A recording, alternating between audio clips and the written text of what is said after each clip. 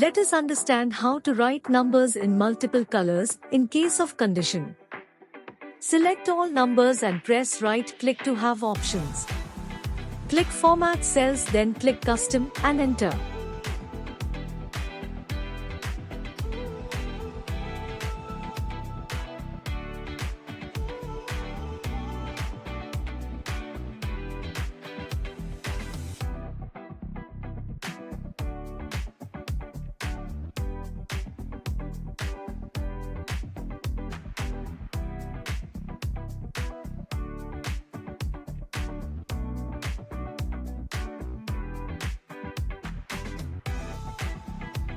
Click OK.